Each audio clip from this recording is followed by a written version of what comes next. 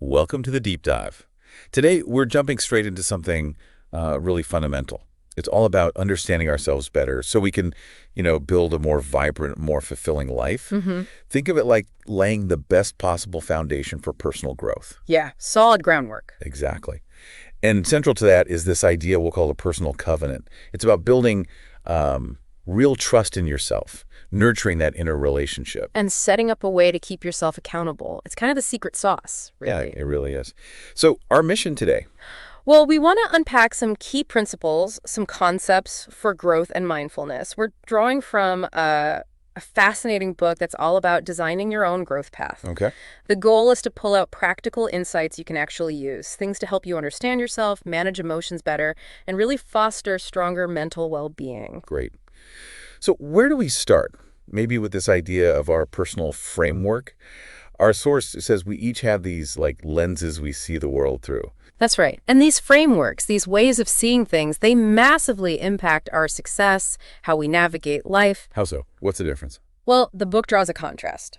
You've got a positive, growth-oriented framework, seeing challenges as, opportunities, learning chances. Okay. And then there's the more negative, fixed mindset, where those same challenges, they just feel like brick walls, insurmountable. Which can really hold you back, right? Definitely. It can lead to giving up before you even, properly start. But the good news, according to the source, is that this framework, it's not permanent. We can change it. Absolutely. It takes work, takes time, no doubt. But it's definitely changeable, not set in stone. So how do we do that? How do you change something so fundamental?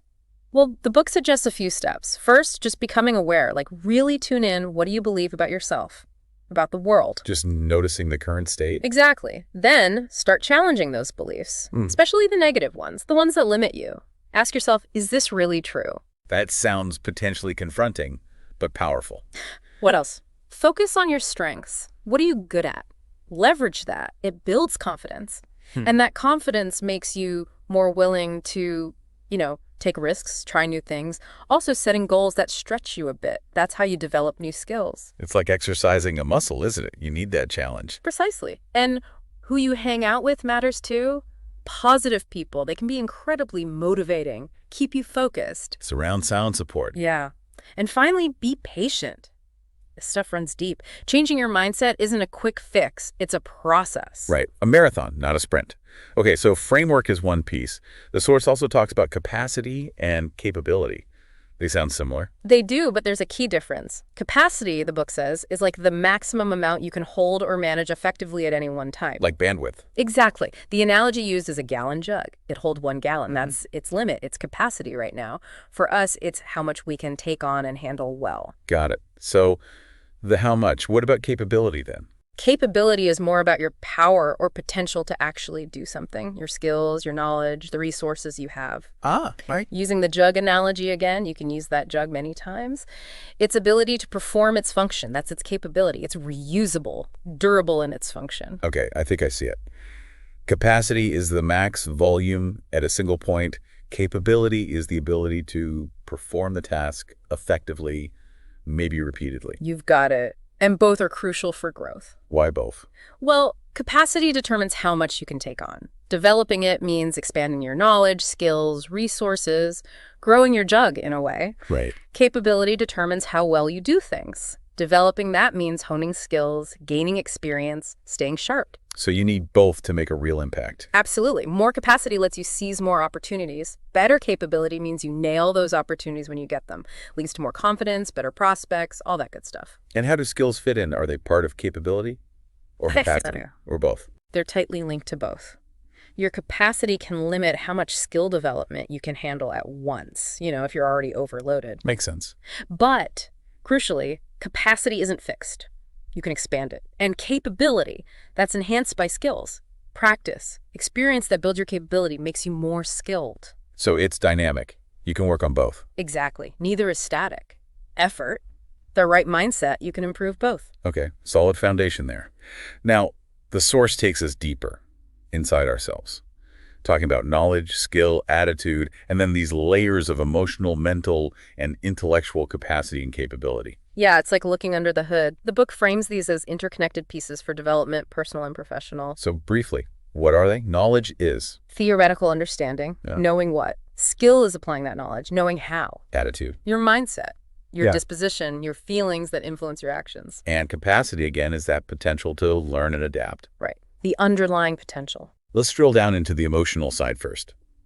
Emotional capacity versus emotional capability. What's the difference there? Good question.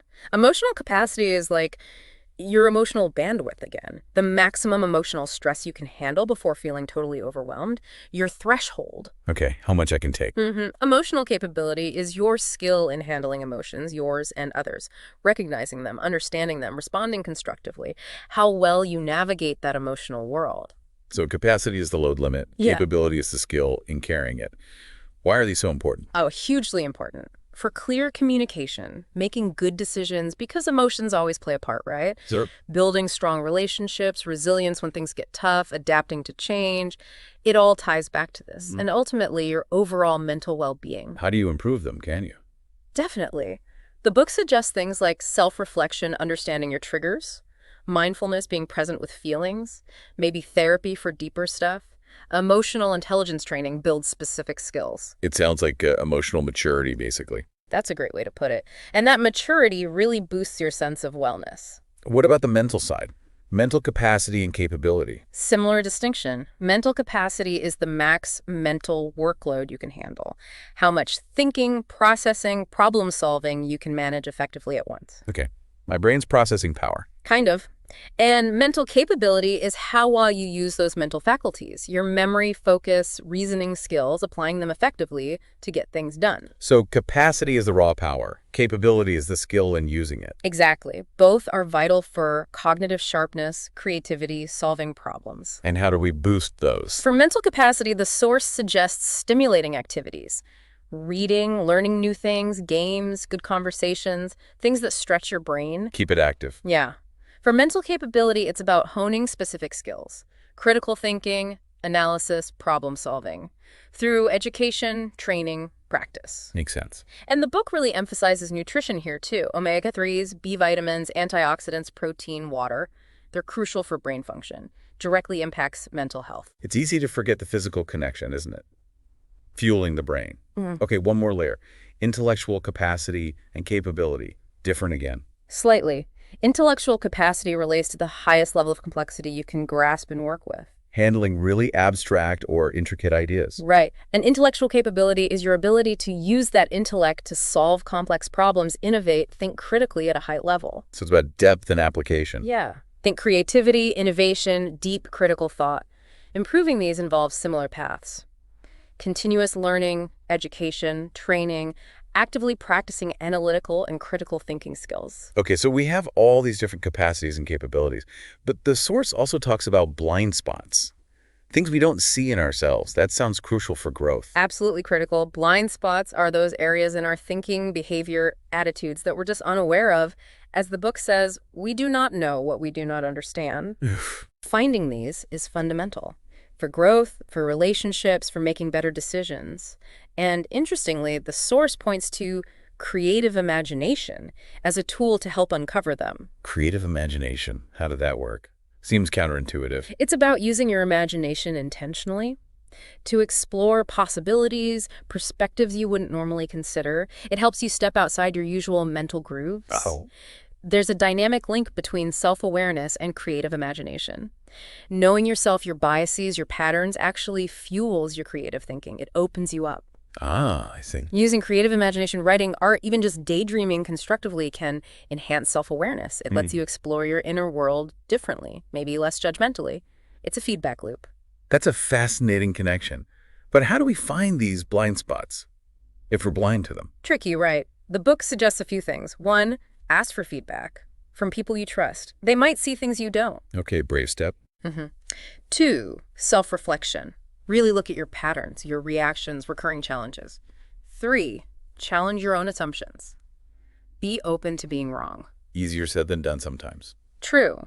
Personality tests can sometimes offer clues, and professional help therapy coaching can be really effective for uncovering deeper ones. Got it.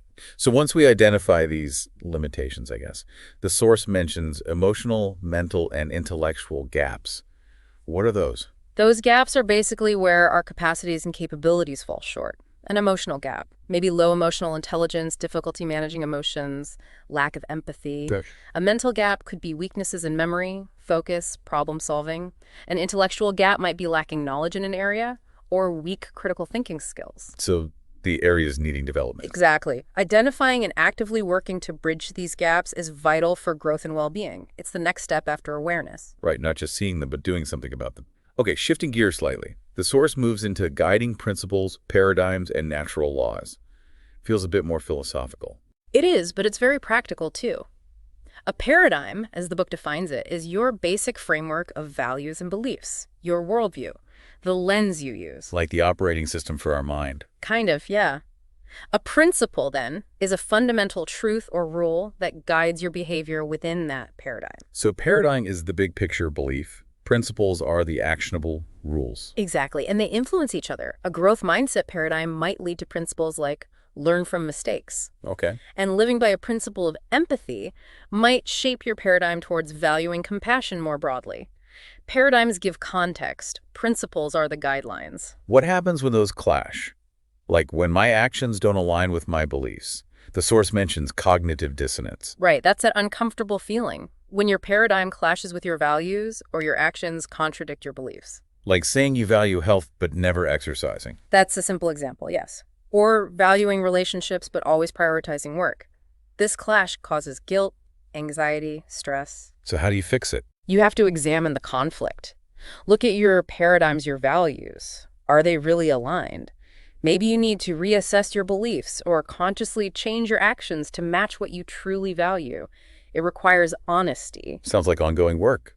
How do we even figure out our own principles? They might feel fuzzy. The book gives a process. Reflect on your core values, what's truly important.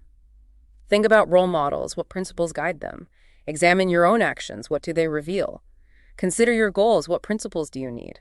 Ask for feedback. Review successes and failures, what principles were involved. It's like an internal audit. In a way. And remember, our understanding evolves. But the source makes a point about natural principles, laws of nature. Those don't change. We have to adapt to them. Can you give examples of healthy principles the source mentions for, say, emotional or mental well-being? Sure. Emotionally. Self-compassion, nurturing relationships, healthy expression, resilience, mindfulness. Mentally. Lifelong learning, critical thinking, growth mindset, self-care. Spiritually. Gratitude, purpose, compassion, connection, forgiveness. Intellectually.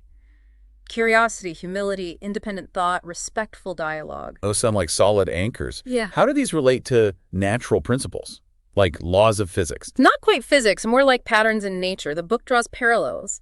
Balance in ecosystems relates to emotional balance. Adaptation in nature mirrors mental adaptability. Interconnectedness in nature can echo spiritual unity. The scientific method reflects intellectual reasoning. So nature offers metaphors or models. Exactly. And the point is, these underlying principles balance, cause and effect, growth they operate, whether we acknowledge them or not. We work with them or we struggle against them. That's a powerful perspective.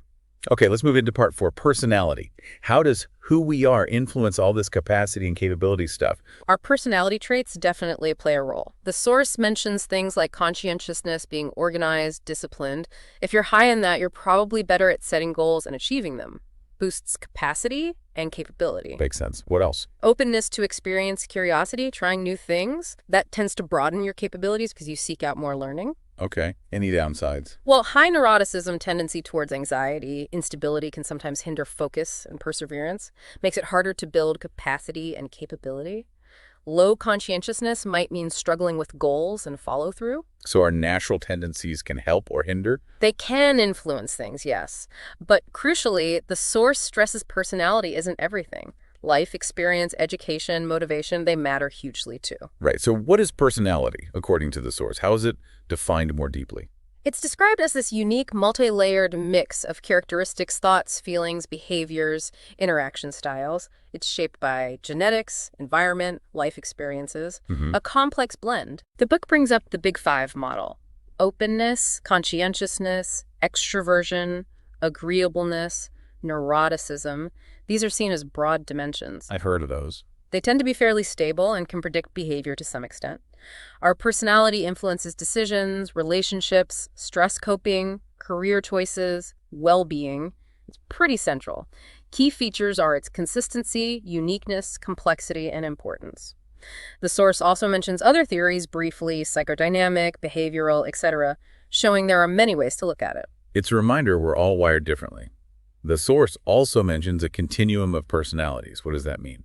Not fixed categories. Exactly. Traits aren't usually all or nothing. They exist on a spectrum. Yeah. And while core traits are stable-ish, they can shift or be expressed differently over time due to genetics, environment, experiences interacting. Like an introvert becoming more outgoing. Precisely. Or experiences shaping agreeableness. The source notes how traits impact life. Extroversion helps in social jobs, conscientiousness, and organized ones, but stresses there's no perfect personality. Every trait has pros and cons. Balance is key. Good point. And it reminds us personality isn't always consistent across all situations. Yeah. And how we see ourselves might differ from how others see us. It's just one part of our identity, along with values, beliefs, experiences. Let's zoom in on one trait. Neuroticism.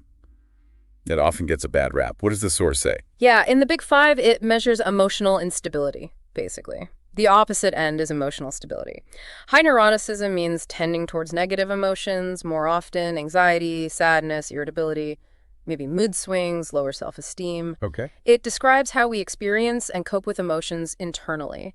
Research links it to more negative experiences, but, and this is important, it's a normal personality variation, not automatically a disorder. Are there any upsides? Potentially. The book notes maybe heightened empathy or sensitivity. Genetics and stressful events can influence it. It can create challenges in relationships, work, health, but it can be managed therapy, exercise, relaxation, mindfulness. It's not a flaw, just a trait that might need managing if it causes problems. In the other end, emotional stability. That's experiencing negative emotions less intensely, less often, generally calmer, more confident, resilient, more likely to feel positive emotions, have an optimistic outlook. What's the impact difference? Generally, stability is linked to better health, relationships, success, satisfaction. Neuroticism can correlate with higher risks of problems, strained relationships, maybe less success or satisfaction. But again, these are just two factors among many influencing well-being. Right. Finally, for this section, the role of emotions in personality. How do feelings shape us? Fundamentally, how we typically express emotions, regulate them, our sensitivity to them, ours and others, our reactivity, all these shape our personality. So our emotional style is part of our personality. Yes. And while traits influence emotions, our emotional experiences and how we learn to adapt to them also mold our personality over time. Finding what works for you and expressing and managing emotions is key for growth. Makes sense. Okay, part 5, focusing just on emotions. First big question, where do emotions come from? Do we have any control? It often feels like they just happen to us, right? Involuntary ways. But the source suggests we have more agency than we think. We can learn to choose our responses to those initial feelings. So the feeling might surge, but the reaction is manageable. Exactly. We can learn to manage them more effectively, like taking deep breaths when anxious or reframing anger. This skill is key for mental health and well-being. How do we get better at that? The source gives tips. Acknowledge the feeling. Don't ignore it. Name it, I'm feeling frustrated. Express it healthily, talk, write, exercise, use calming techniques, breathing, meditation, and know when to seek help if it feels too big. So developing that skill of response, the source also defines emotional expression. What's key there? That's how we communicate emotions, verbally tone, words, non-verbally face, body language, gestures. It's closely linked to our behavior and how others see us. How does it impact things? Big impact. Social interactions, expressing warmth makes you approachable. Relationships, clear expression helps communication, conflict resolution. Mental health, healthy expression is better than bottling things up for stress management. So it doesn't dictate behavior, but strongly influences interactions and well-being. Exactly. It shapes perceptions, responses, and our own internal state. Okay, final section, part 6. We hit this term, intra-personal variability. Sounds technical.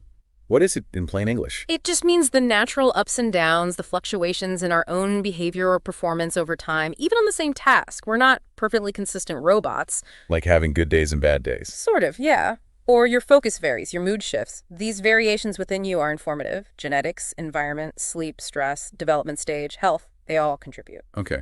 Is it good or bad? It can be challenging for researchers trying to measure things consistently, but it's valuable for understanding how we function day to day, maybe spotting problems like in learning or sports.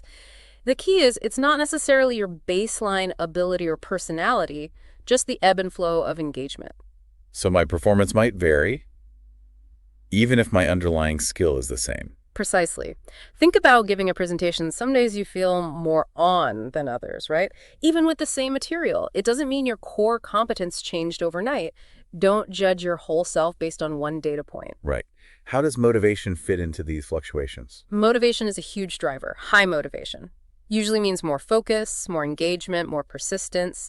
That tends to lead to less variability in performance. You're more consistently on. And low motivation? More wandering attention, less engagement, maybe giving up easier. Mhm. That leads to more variability in effort and results. Makes sense, right? Yeah, totally.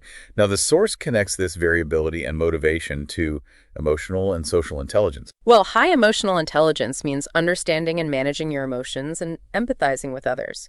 If your own mood or behavior is fluctuating wildly high intrapersonal variability, it can be harder to recognize and regulate your own feelings accurately.